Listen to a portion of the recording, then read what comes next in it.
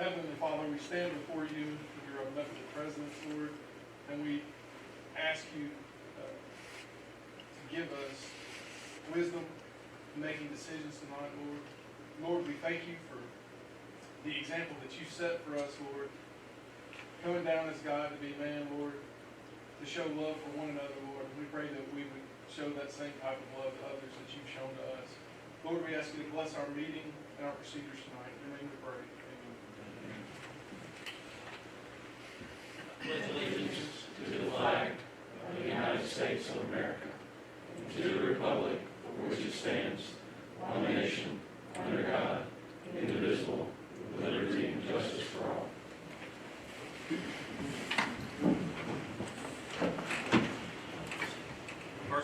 First on our agenda this evening is the approval of minutes for the May 4 meeting. Mr. Mayor, I move we approve the minutes of the regular meeting of May 4th, 2021 with any additions, deletions, or corrections. We have a motion by Alderman Payne, second by Alderman Brooks. Is there any discussion? Hearing none, roll call, please. Yes. Yes. Yes. Yes. Yes. Yes. Yes. That motion carries. Next on the agenda is our continuing disclosure. Mr. McMahon. Recently, you approved the filing of continuing disclosures required by the SEC with Emma for your bonds that have been issued. That has now been filed with the federal government. So tonight, this is to be placed on the city's minutes. No action is required other than acknowledging it on your minutes as part of your requirements under the new Sarbanes-Oxley Act. So no action, just make a note of that on your minutes. Hearing that, we move on to the next on our agenda is our final tax exemption for Phoenix Assurance LLC. Yeah, the board previously approved real property tax exemption in the amount of $39,350,000 for Phoenix Assurance LLC. That has also been approved by the Southaven County and now has been approved by the Mississippi Department of Revenue. So tonight, authorization to the mayor to sign the final resolution for the tax exemption for the personal or real property in the amount of $39,350,000 for Phoenix Assurance LLC. I'll make that motion. Second. We have a motion by Alderman Flores, second by Alderman Payne. Is there any discussion? Hearing none, roll call. Yes. Yes. Yes. Yes. Yes. Yes. Yes. That motion carries. Next on the agenda is the appointment of election commissioners. Yes, Go ahead, Nick. sorry, I was gonna say we're missing, we got to get appoint two, and I think there are two ready to appoint tonight. However, we found this afternoon that we need to appoint a third because one of the election commissioners' mother died. So we'll need to appoint three of those. I have two nominated. Can I make it one, can I nominate two in one motion? Yes. All right. Yeah, I think we have till June, I think the general election is June 8th. So you got, then you have the June 1st board meeting as well. Could we, if we're gonna do, just a question for everybody, if we're gonna do, we gotta do three, Yes. could we just find out who the recommendation is tonight and then vote on all of them at one time? Yes. Is that okay with you, Alderman Payne, if we do it that way? That's fine.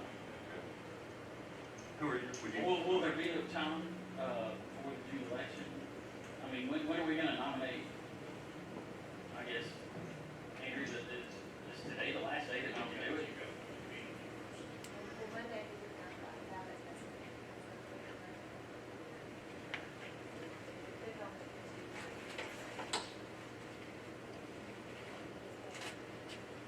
I mean, my suggestion is that the board members probably want to know who these people are. You know, give a little bit of heads up. I'd like to know who they are. So, especially if we gotta have three, we're not gonna be able to finalize it tonight. My suggestion, or what I would ask, is that you tell us who you recommend, and then we appoint all on June the 1st. Mr. Mayor, I'd like to recommend Tim Snyder and Kathy Connolly to the Southaven Election Commission. Can you tell us a little bit about these people? And first of all, I appreciate your work helping us build these spots. Can you tell us a little bit about it?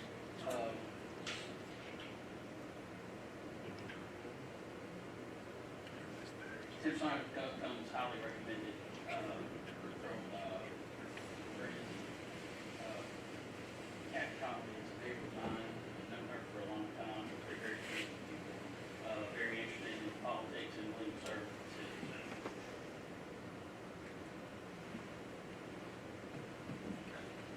Thank you.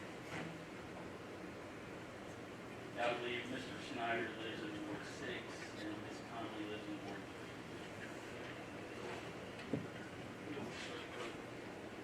Do we have a third? We don't have a third, we need a third because we found this afternoon, originally we thought we needed two, and now we realized the third is not able to start. We had 5 appointed as required for a city our size. One of them moved, one of them no longer able to, and one of them today found out through a death of the family was not able to. Okay, is there any other discussion about that?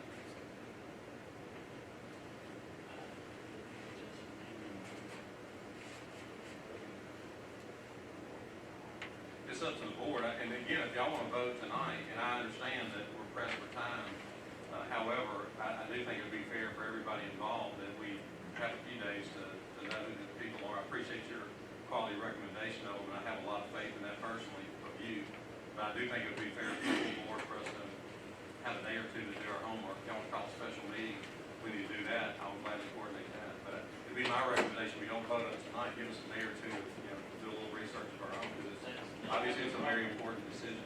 We have to have a special, bring the third one in that time? Sure. Okay, your special meeting only be, obviously, on the agenda that's for a special meeting, you can appoint those positions at a special meeting as well.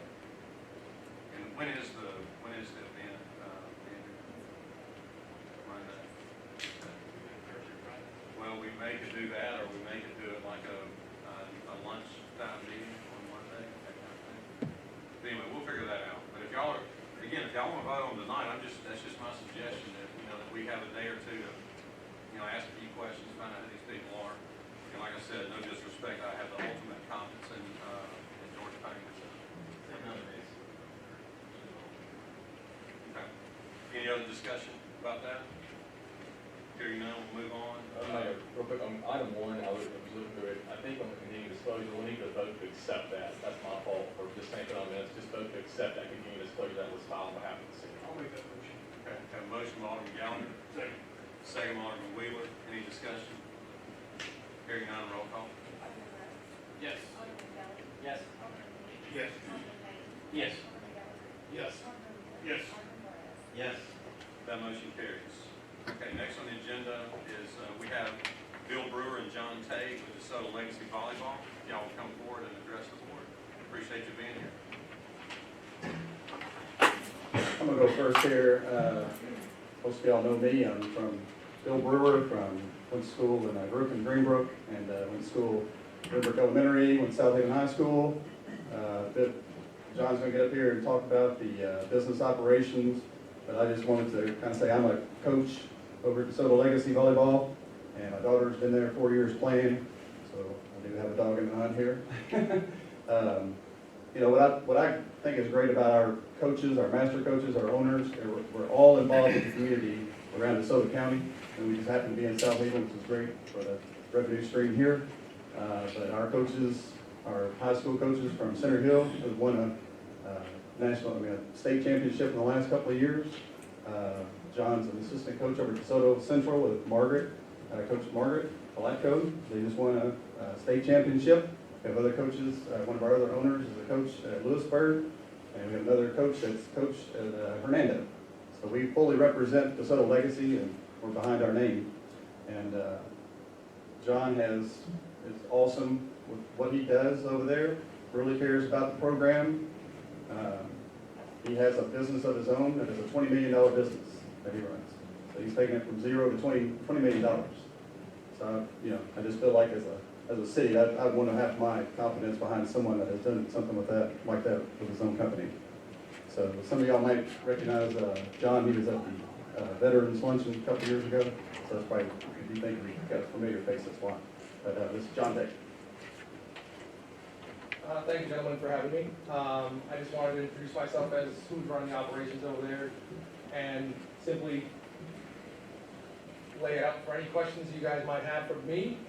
I think the operation we're running over there is doing phenomenal, quite frankly, from going from zero as a new concept to coming out with some of the challenges we've had this year or over the last couple of years. We had a major renovation go on in the middle of this. We also obviously had the pandemic. The numbers we submitted, I think, as far as revenue that we've achieved, we're only gonna go up in the future. I think we probably underperformed this year due to some of the pandemic attendance as well. But overall, I'm here to answer any questions you might have. This is no knock on my other bidder. He's a great coach, I know him personally. He's a good club. I don't think this is about a discussion solely of who coaches volleyball better. Really, honestly, it has nothing to do with that. I think it's who's gonna run this program and get you guys the most revenue. I've been running this company that I started 16 years ago in every facet of operations, marketing, everything else. I know how to make a training facility run. I run a training business in Crawfordsville, Arkansas, for the military. So I'm here for any questions that you might have. Well, first, I just want to tell you thank you for what you've done with Legacy. It's been a good marriage for the city and Legacy. Like you mentioned, we took a program that was non-existent, a few years ago and turned it into a program that's opened many opportunities for young girls. Obviously, money's an issue. We're a public organization. Money is an issue. That's not the only issue. We do appreciate the development, for the young ladies. It's no secret, it opens up not just opportunities in sports, but it prepares them for other careers as well. And so the development program has been outstanding for so many young ladies in our city. So for that, I thank you.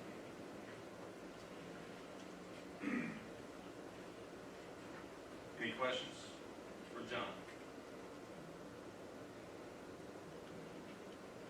Kind of curious as to why on the bids, don't try to keep it the same, kind of knowing that there would be some competition out there. Because, quite frankly, I didn't feel the rent was necessarily the conversation. I think it's more of who has the established book of business and the overall revenue. It's a very small, the rent is a very small percentage of the overall revenue of Crawford City.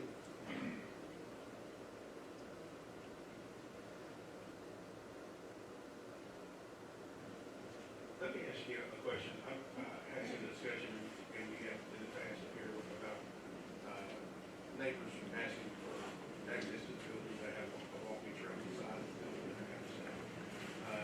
What's your thought about also having something that included in there in the next 4 years of this contract? Making room where we can have an area around the exterior, inside of the building, and then air conditioning, heating, that kind of stuff. I think it's very doable to be more flexible with the city. I think we've been pretty flexible with all the requests that have come in. I think now that the construction's all done and the bowl's out of there and it's flattened out, there is plenty of room for us to all coexist. I'm not concerned, other than tournament weekends themselves where we fill the building. What other things we're doing in there are pretty flexible as to how, with the amount of space we still have. You've got a lot of empty concrete in that building. I was just thinking, that'd be a simple thing, just have walking available sign on the front door that the seniors, when they came out, they could see the sign and they could walk in there, walking, or not, that kind of stuff. Simple like that. That would be something I'd be interested in seeing in our next contract or somebody get that in there and make sure, but when we have the building and with the parks person during the day, cleans the bathroom, he's there, or something, so that would always be a hit in that kind of stuff. Yes, during the days, there's no confliction at all. So I've got a question. So roughly how many tournaments have you guys had within the past 2 years, like each year? Like which tournaments, I don't know a lot about volleyball and the volleyball tournaments. So are these tournaments that come to you that want to go there, or are these tournaments that you're putting on? So since we've taken the lease, we've put on 34 tournaments. These tournaments are 3.5. We're basically been in the building for 3.5. We came in January 18, I believe. These tournaments are created solely by us. We market them, we put them out, we push them out to the region, the outside regions, and then we execute and operate. The city takes care of the gate and gets the concessions, but the rest of the entire operation belongs to Silver Race. And these tournaments have included high school tournament, middle school tournaments. We do a 5th and 6th grade tournament, and then all the USAV tournaments that are the national tournaments.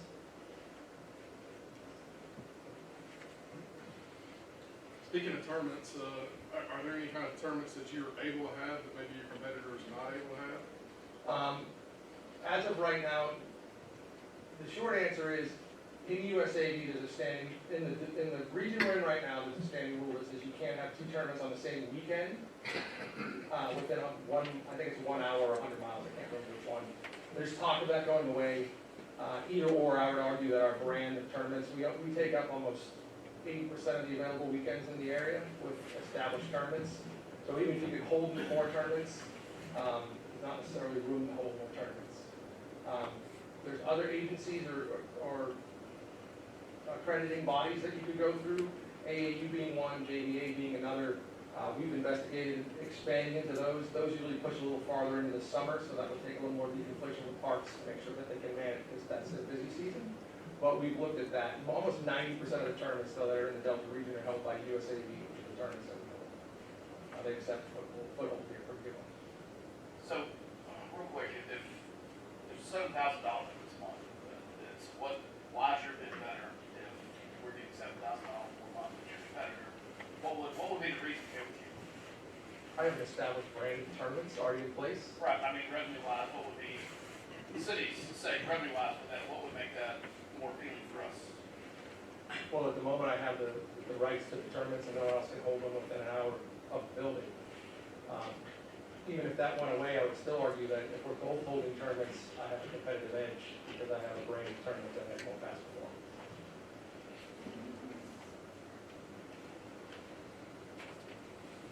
And just another note, it is fair to note that in the contract that we've had, that Legacy has operated the recreational league for the city. So it's not just about renting the courts.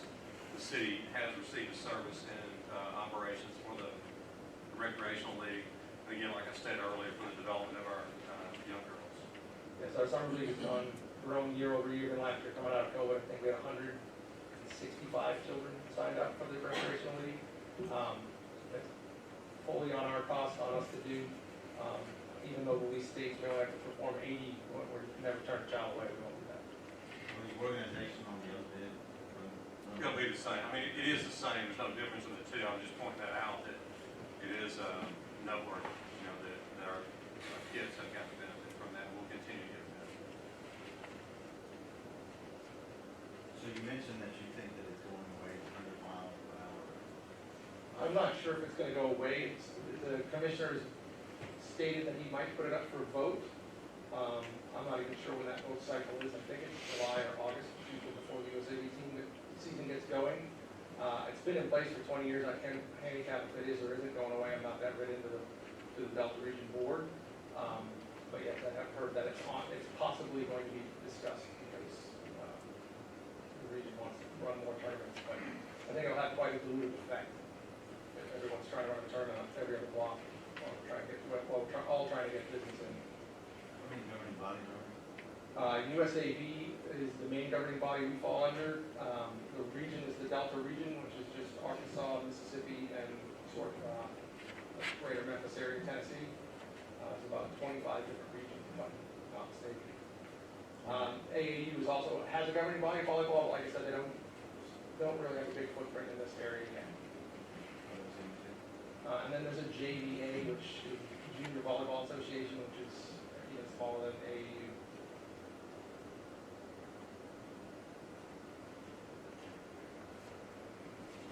Any other questions for John? Okay, thank you. Thank you for your time. Thank you very much. Okay, next on our agenda is the award of park bids related to the volleyball discussion. Mr. Wes Brown, our Parks Director, please come forward, Wes. You'll make your recommendation. Yes, I sent the email out Friday afternoon explaining my decision. Those questions that you asked Lexi and Gaze here, I think it would be worthy of your opinion. But I am recommending that we go with the volleyball thing. And just a summary of your recommendation, obviously the bid, as Alderman Brooks stated, the bid was $7,000 a month. Right, and to their point,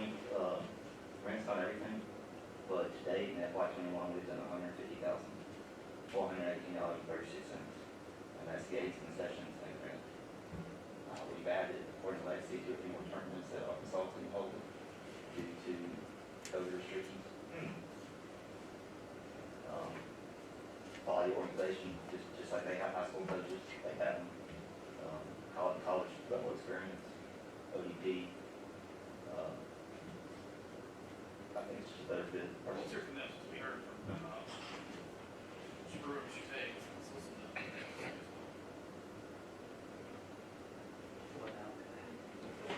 Or mine.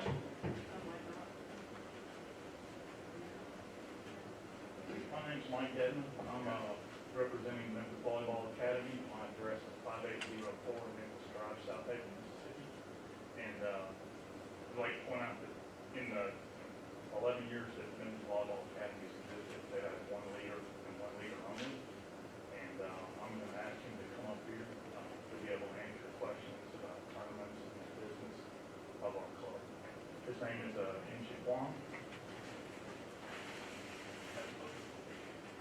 Hi, my name is Ian Shik Pong. I'm the director and owner of Memphis Volleyball Academy. If you guys got any questions that you would like me to clear up, just let me know.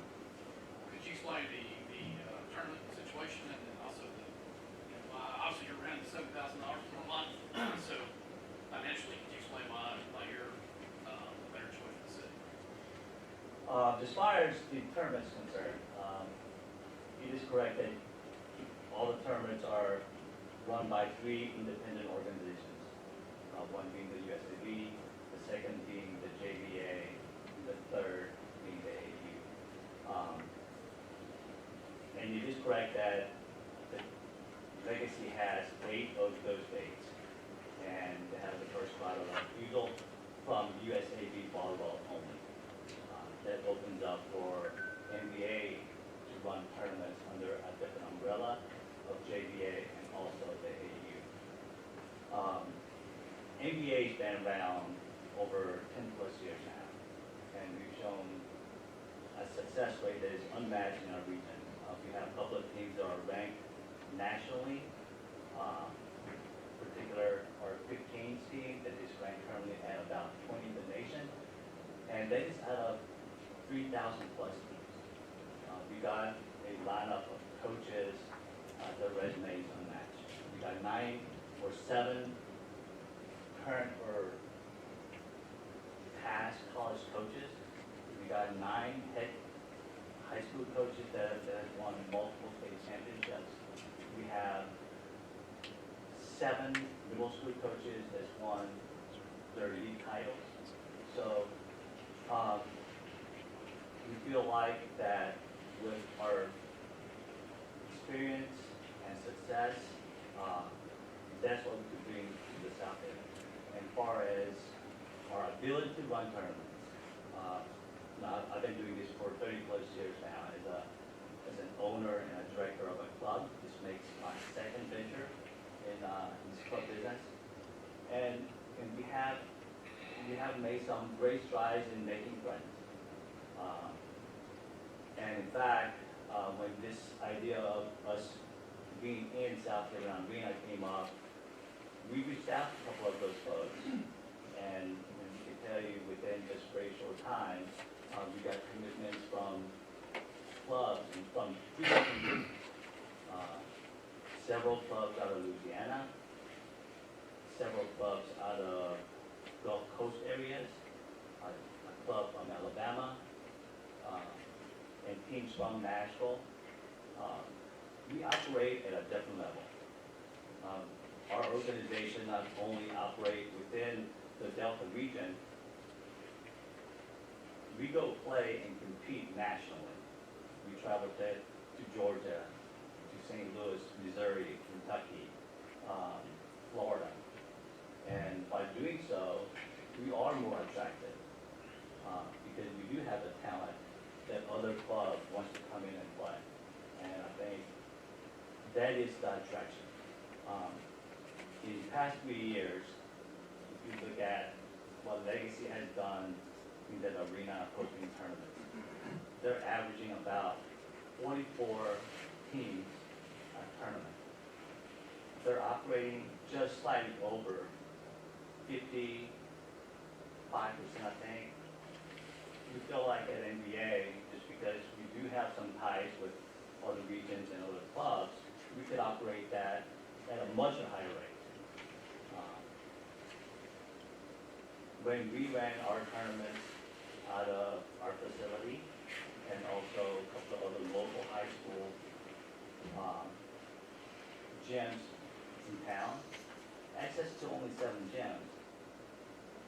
we are operating almost at a 70%. And that is a difference. We could fill it up.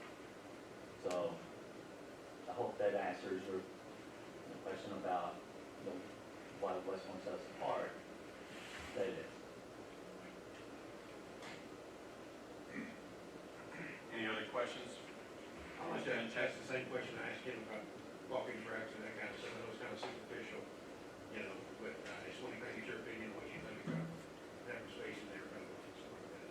First, if I may, just a minute, we have a parks director right here who manages the facility. Wes, would you help Alderman Hoots with this question? That's not a club issue. It's not a club issue, it's the city owns the facility, regardless of who we go with, that's irrelevant. The city manages the facility, so it'll be a city decision for whomever you award this to. The city will make the decision on how we use the facility. We've already answered that question last time, that we were gonna look into that and see if we can add a walking trail. The issues you get into, again, are not having to move the courts. We don't want to create a liability for the city by bringing people in there.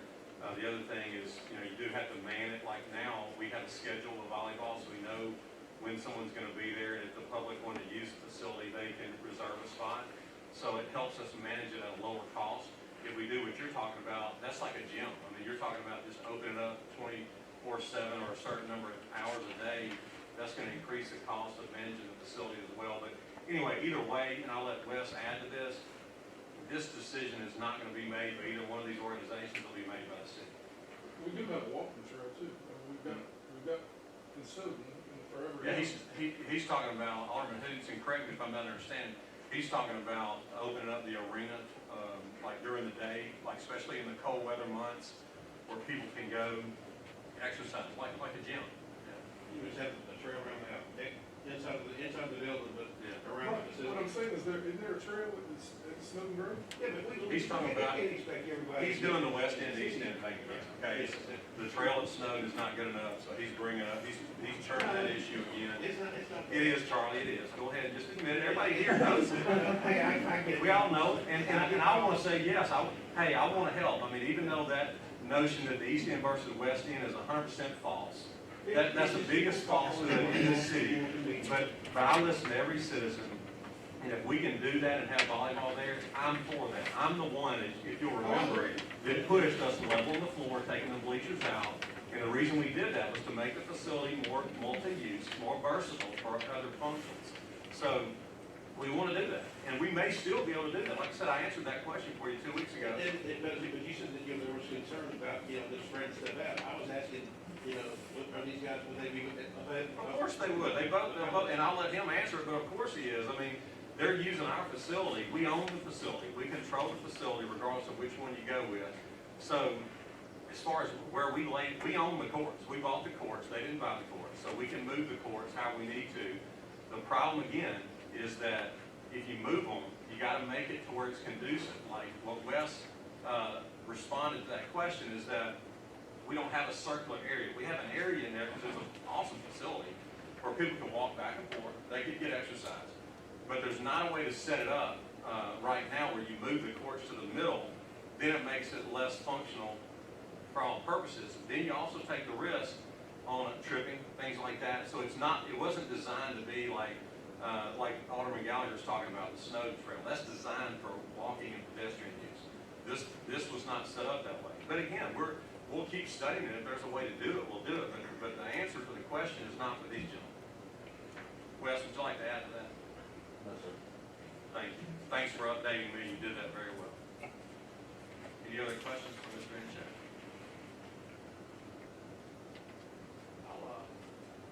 I'll make a motion, we go with the Parks and Rec recommendation at the end.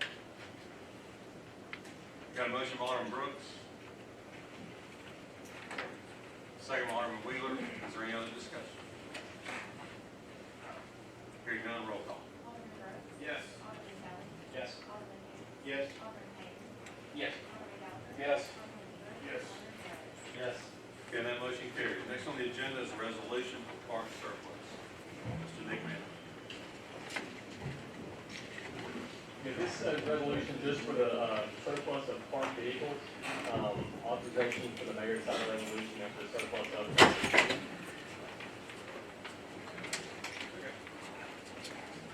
We have a motion by Alderman Kelly, second by Alderman Gallagher. Is there any discussion?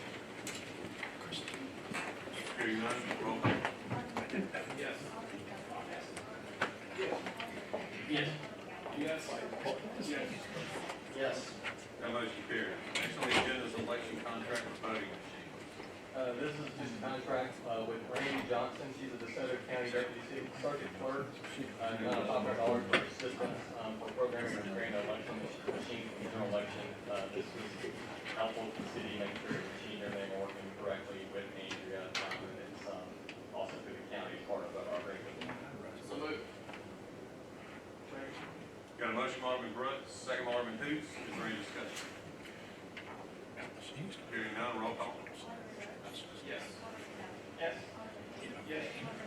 Yes. Yes. Yes. Yes. That motion carries. Next on the agenda is a contract with Desert Water. It is a contract, with Nesbitt Water for the, sale of, water from the city from the sale of the water from the city to Nesbitt Water in the event that Nesbitt Water user has system failure for peak events. They've installed the meter at the location and they pay the rate that's currently charged, by the city. So tonight's authorization for the mayor to sign this agreement with, Nesbitt Water, for those events to sell water to them. I'll make that motion. We have a motion by Alderman Brooks. Who's that? Who does? Second by Alderman Payne. Is there any discussion? Hearing none, roll call.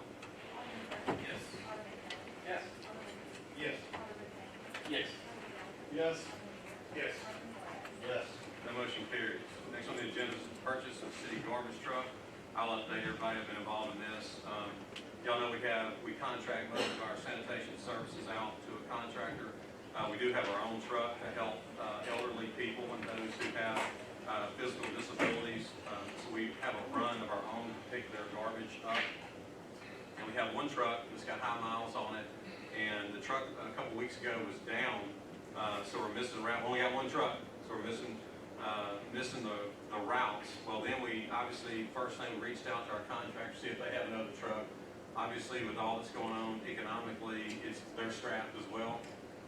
So there's no trucks out there. So our citizens had to wait a week. It's embarrassing that we had to tell people that our truck's in the shop. All right, we're the third largest city in the state. We literally told people that our truck's in the shop. We should never be saying that. So I advised Bradley to check and see if there's any trucks in the area. If we order a new truck, it was going to be like February before we get the truck. We had a truck in the general area that we could get and get our hands on quickly. Had to make a quick decision. So we did that. We have the money in our sanitation budget for that, so we went ahead and execute that and bought the truck. So we need this in the minutes. It's an emergency purchase. Yes, sir, it's either done as an emergency purchase under 31.713 K, or you can do it as a purchase done as a registered purchasing agent under 31.713 M1. Both of them are allowed and have control of pay order on the emergency purchase as well. So I'd like to do both of those minutes tonight, so you've got both of them. So moved. You got a motion from Alderman Brooks, second by Alderman Wheeler. Is there any other discussion? And we're just ratifying the purchase, correct? Correct, and authorizing it. Okay, okay. So is there any other discussion? Hearing none, roll call. Yes. Yes. Yes. Yes. Yes. Yes. Yes. Yes. That motion carries. Next on the agenda is a resolution for budget amendment. Ms. Edie McElwain.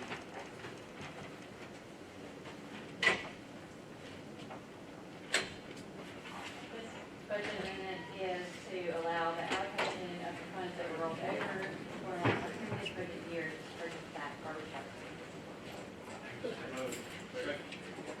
Motion by Alderman Flores, second by Alderman Gallagher. Is there any discussion? Hearing none, roll call. Yes. Yes. Yes. Yes. Yes. Yes. Yes. Okay, that motion carries. Next on the agenda is a resolution to clean private property. Mr. Mayor, I move we adopt the resolution granting authority to clean private property. We have a motion by Alderman Brooks, second by Alderman Kelly. Is there any discussion among the board? Hearing none, is there anyone in the audience that has a financial interest in any of the properties that would like to speak? seeing none, roll call, please. Yes. Yes. Yes. Yes. Yes. Yes. The motion carries. Next on the agenda is our planning agenda, Ms. Wendy Cook. Oh, yes, so our first application is for an amendment to the existing DeSoto Central PUD. This is going to be on the south side of Nail Road, west side of Getwell Road. Specifically, there's a vacant piece of property under that PUD called Commercial Area 2.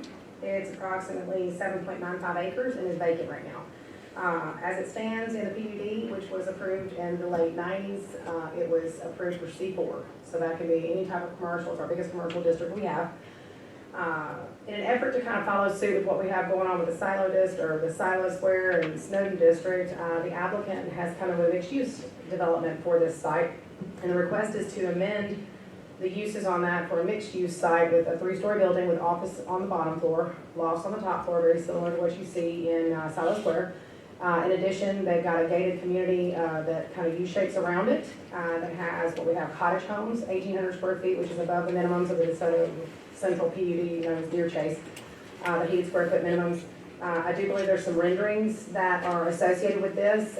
What you can see is it does have kind of that mixed-use warehouse design like Silo Square. It is utilizing the materials that we're constructing the pedestrian bridge with, so it helps tie that in. There were some concerns presented at the Planning Commission by some of the commissioners that have all been addressed by the applicant with the submittal that you see in front of you now.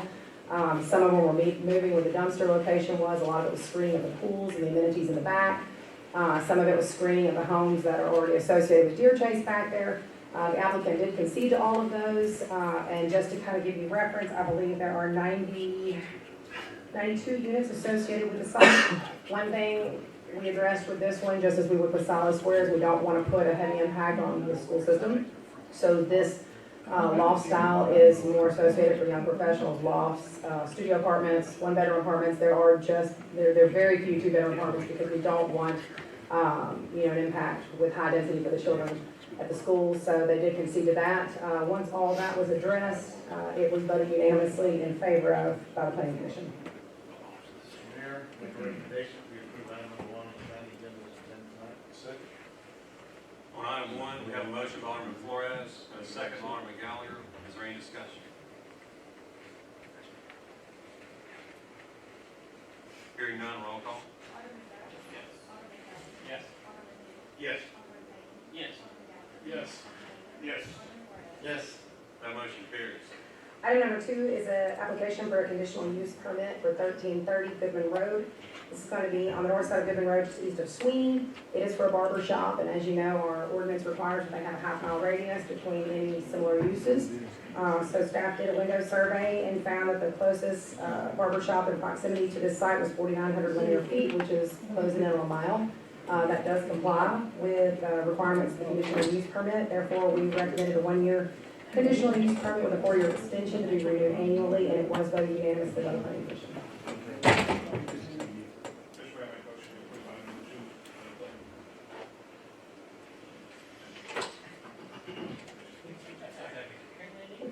We have a motion by Alderman Wheeler, second by Alderman Brooks. Is there any discussion on item 2? Hearing none, roll call. Yes. Yes. Yes. Yes. Yes. Yes. That motion carries. Okay, our final application is an amendment to the existing DeSoto Park Plaza PUD, which is going to be on the north side of State Line Road, just west of Airways Boulevard. This application was originally approved back in the 80s. There is one vacant lot left, and it is located directly next to what you see on the screen right there, which was the Main Street RV Park PUD, which we approved back in 2020. They attempted to purchase the property to the west and include it into this PUD, which is what you see there. They were unsuccessful doing that, but the applicant did have an agreement with the adjacent property to buy the lot, keep it within the PUD that it is now, and then add RV parking as part of their PUD. Presently, it's asking for mini storage in there, which we see the RV park expansion as a much more positive impact to the property as opposed to mini storage. So it was recommended for approval and voted unanimously by the Planning Commission. Mayor, make a motion to approve item number 3 on the planning agenda as presented. Second. On item 3, we have a motion by Alderman Kelly, second by Alderman Payne. Is there there any discussion? So Whitney, this is going behind the Exxon and Yes. The Exxon is the corner you see right there, it's kind of cut out on the bottom right. They have cabins, and actually, if you go to the next slide, or this slide, this is the expansion with the addition of this area. So what you have there is you have cabins, you have a swimming pool, you have like a clubhouse area, and then you do have the RV parking right there. It seems to be a thing that we need around here right now. It's a good infill development, and like I said, prior to this application, its use in that PUD was for mini storage, which we do not see it as a good fit for here. We think this is a much better fit, so that's what your final site will be. You see there's mini storage already over to the left, so we definitely didn't want that expanding further. so like in front of them on Main Street, still be kind of like the RV park in here. Well, now what you see, yeah, yes, kind of similar to that, yes, heavy landscaping, it's got the cabin area, it's got the main entrance to it, the RVs are tucked back behind there, and then if you look over to the left, you see where the amenities are for the clubhouse and everything, so give some privacy to the people who are staying on site.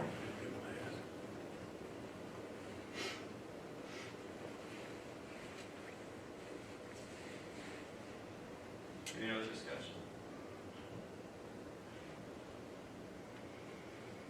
Hearing none, roll call. Yes. Yes. Yes. Yes. Yes. Yes. Motion carries, thank you. Next on the agenda is our mayor's report. Just a couple of quick updates for everyone. Y'all are aware of our automated meter reader system for the first time in the city's history. We're going automated with our water system and reading the meters. We're installing that on our own. We're up to now 44% of all homes, or all properties that use water services that they have been installed. So we're making great progress with our automated meter readers. Another positive update to share with you, sales and tourism tax update. Our sales tax for this month is $375,000 ahead of what we budgeted. Our sales tax have exceeded, with the exception of 1 month, have exceeded every month this year. So we're doing very well, breaking goals. The sales tax last year, y'all know, was dampened a little bit by COVID.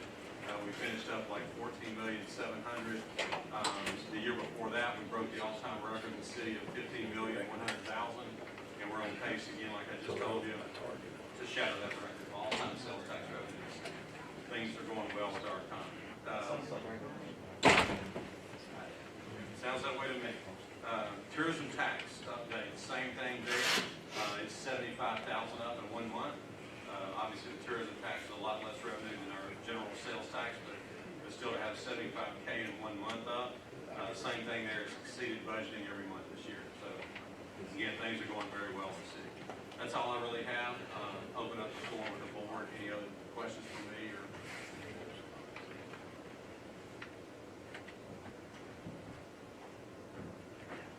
Okay, if we don't have anything, we'll move on. Next on our agenda is our personnel docket. Mr. Mayor, I move to approve personnel documents presented on this date. Second. We have a motion by Alderman Brooks, second by Alderman Flores. Is there any discussion? Hearing none, roll call. Yes. Yes. Yes. Yes. Yes. Yes. Yes. That motion carries. Next on the agenda is our city attorney's legal update. Again, Mr. Nick Manley. Just 2 items real quick. Authorization, these came in this morning, yesterday afternoon, this morning. 2 popular contracts, just one for the utilities department and one for the planning department. Authorization for Ray Humphrey and Whitney Cook to sign those popular contracts for those items.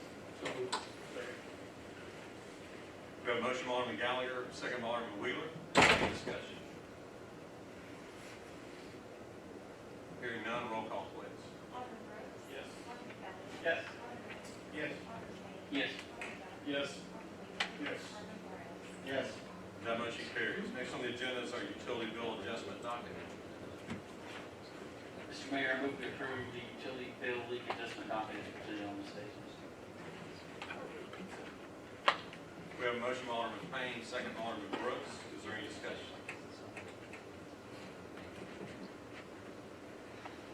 Hearing none, roll call. Yes. Yes. Yes. Yes. Yes. Yes. That motion carries. Next on the agenda is to approve one claims document. Mr. Mayor, I move we approve the claims docket in the amount of $3,036,614.72, including demand checks. We have a motion by Alderman Payne, second by Alderman Hoots. Is there any discussion? Hearing none, roll call please. Yes. Yes. Yes. Yes. Yes. Yes. Yes. That motion carries. Next on the agenda is the purpose of determining the need for executive session. Mayor, if we could, I would like to be, I know I was not placed on the citizens docket, I emailed my city attorney about approaching the board. My parents are here and would like to discuss something with the board, or at least have some open dialogue about a planning issue that is pressing for the city, about they're trying to put in sidewalks along Main Street, and I think they're going to start the project in front of our building next week. And it's going to significantly change the landscape there on all this. My parents are here from the nursing home in Memphis. I just brought them up here. And they'd like to be heard. Time is of the essence for the city.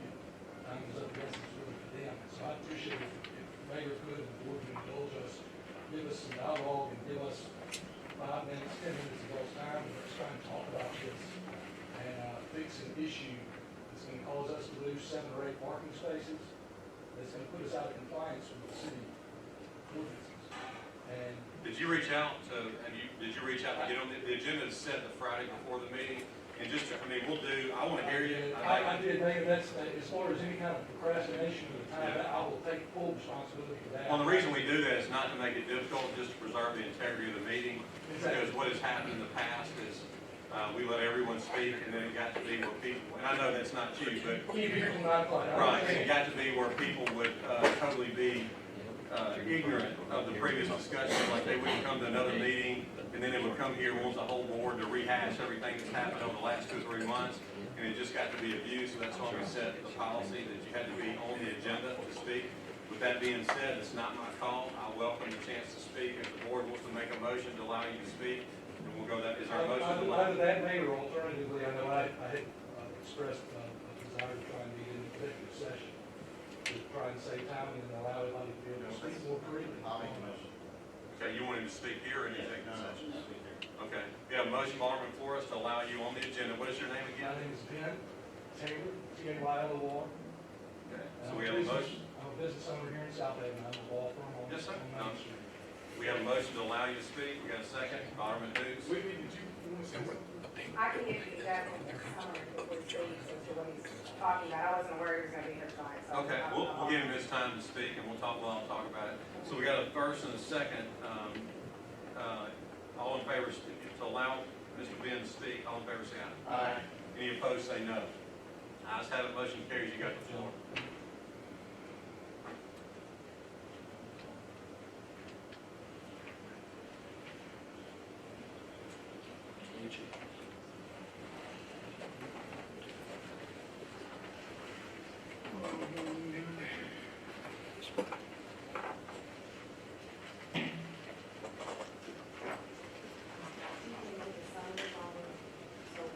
You want me to provide you a summary of the project? Yeah. So then you better explain what the problem may be. Well, I think I can handle that, but I'm more than welcome to ladies first if she wants to, but I think the issue's pretty clear. It's the sidewalk that the city wants to put in Sure. is going to take 7 to 8 parking spaces that are in front of our building. It's a building that's been there since 1961. And it's going to affect our pedestrian and then also parking egress in front of our building. And it's going to cause us to lose those parking spaces, which are going to put us out of compliance with the city's requirements. That a building that size have a certain number of parking spaces.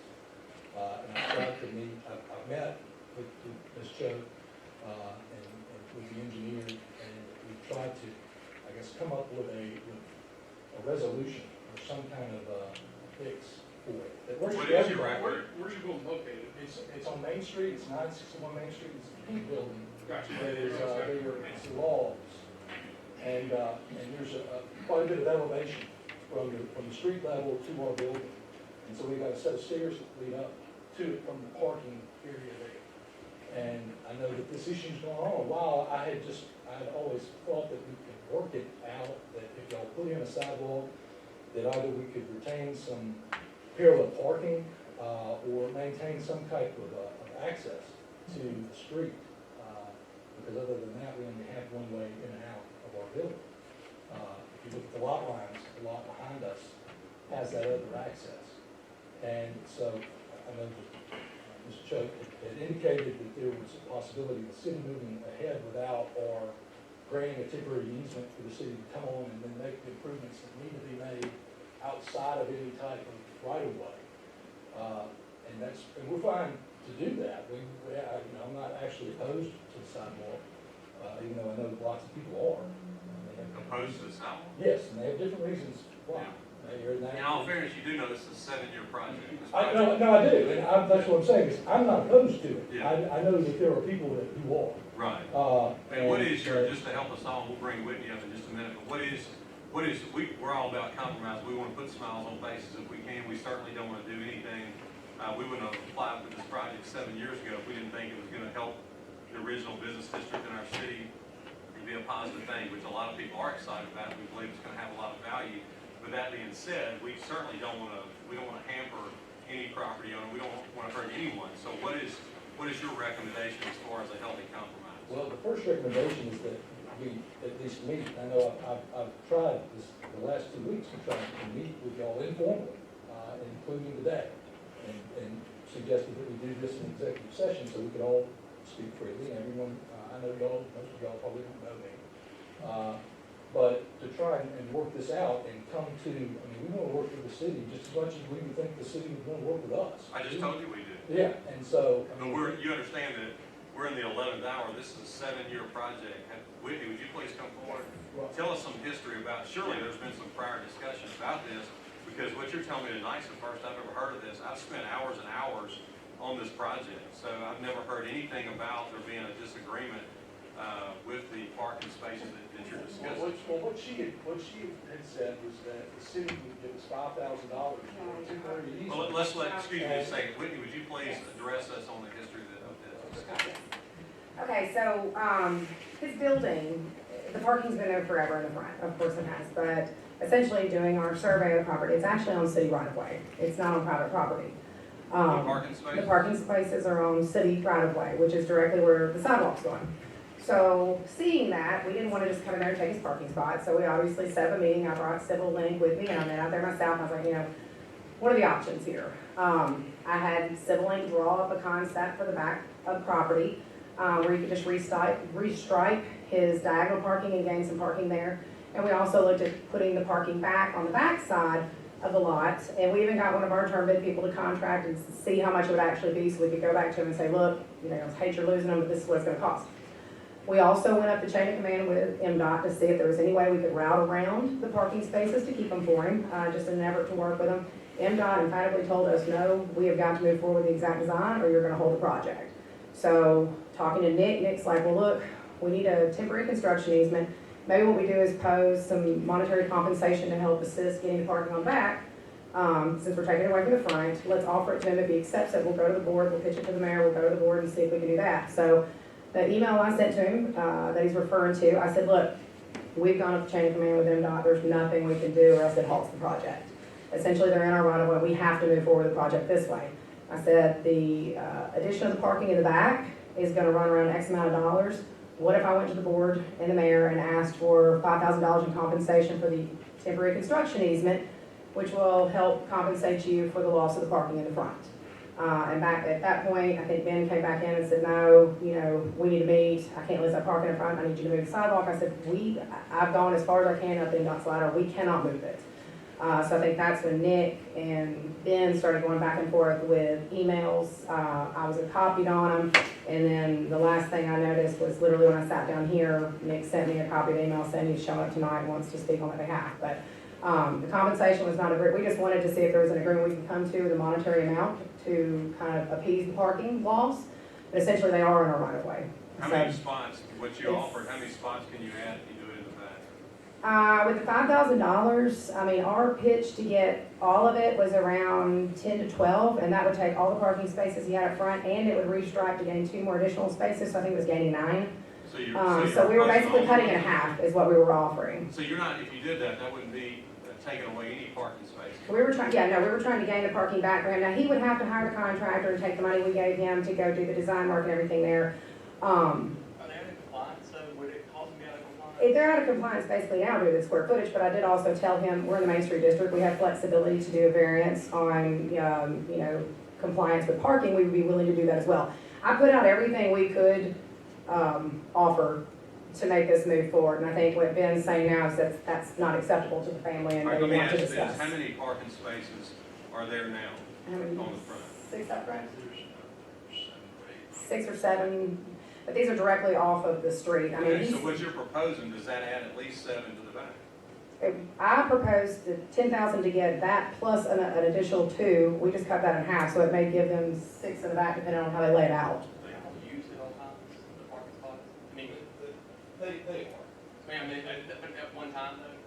not at one time, but I mean, I don't know if that argument, I mean, why have minimum requirements for a certain size building?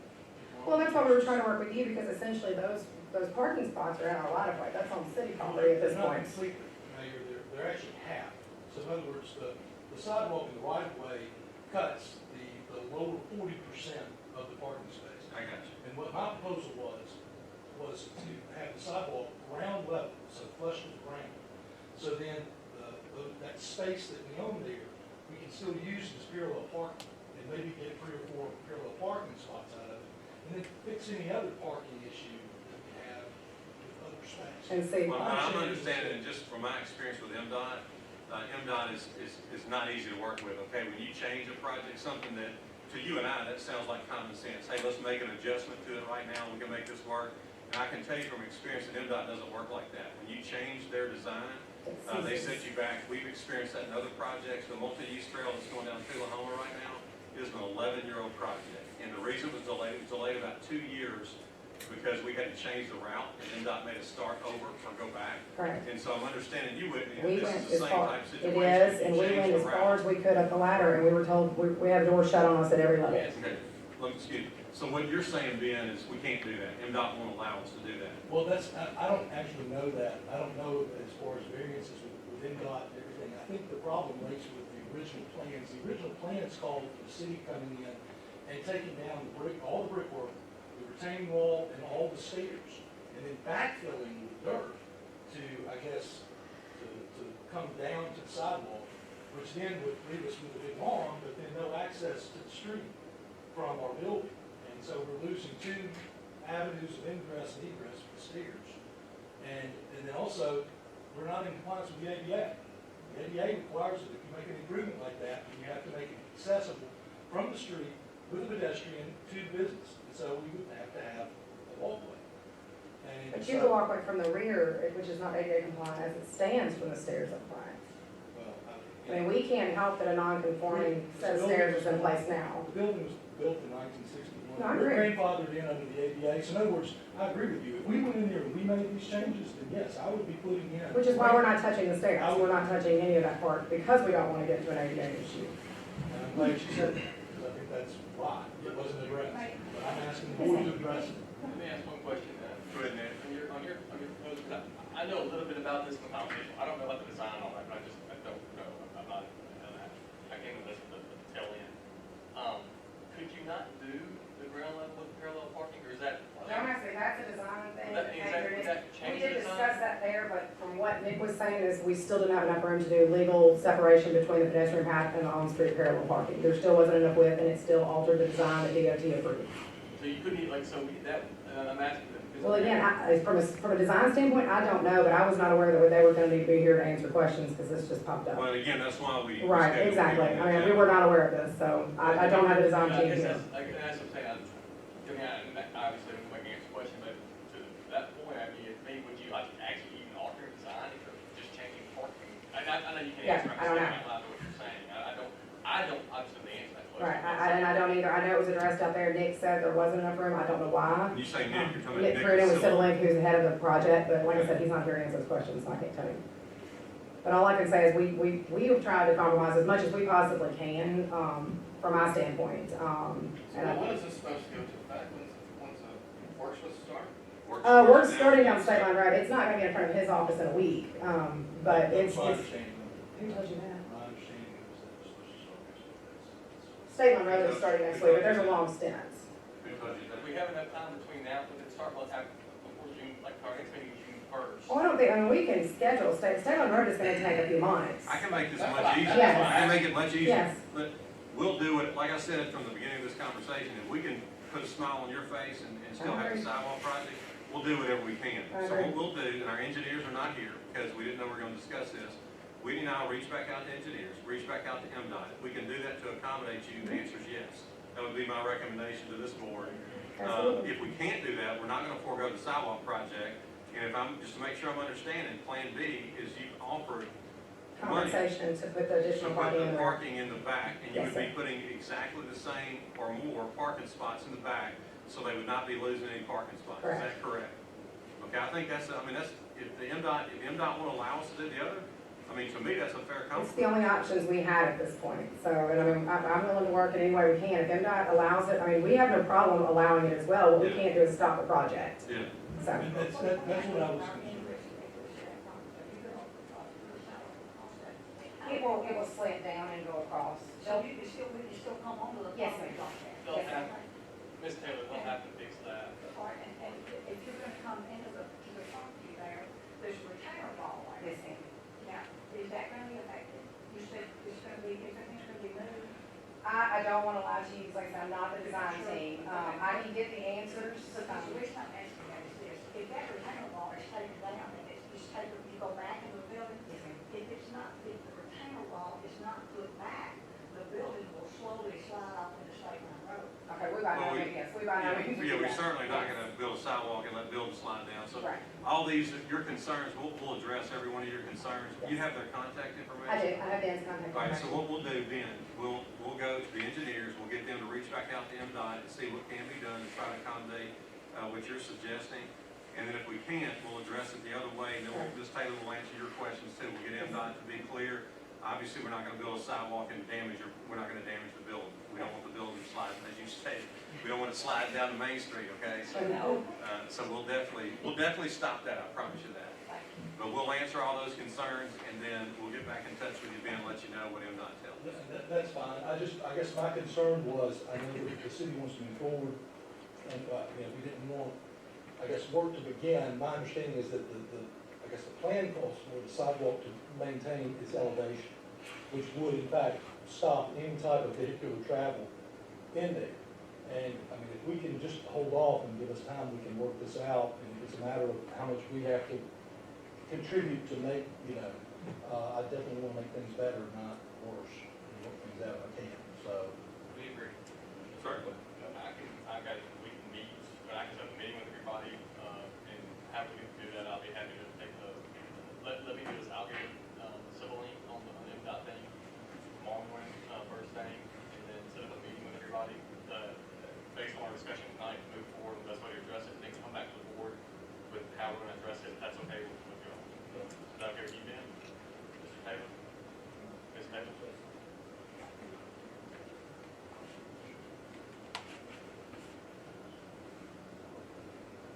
Yes, sir. Okay, thank you very much, we appreciate it. Thank you. Okay, is there a motion to determine the need for executive session? Motion by Alderman Brooks, second by Alderman Coons. All in favor say aye. Aye. Any opposed say no. Ayes have it, motion carries. The need this evening is, purchase of property, claims against the city police department and public works department, citywide personnel, and economic development and tourism within the city. Is there a motion to declare executive session? Moved. Motion by Alderman Brooks, second by Alderman Coons.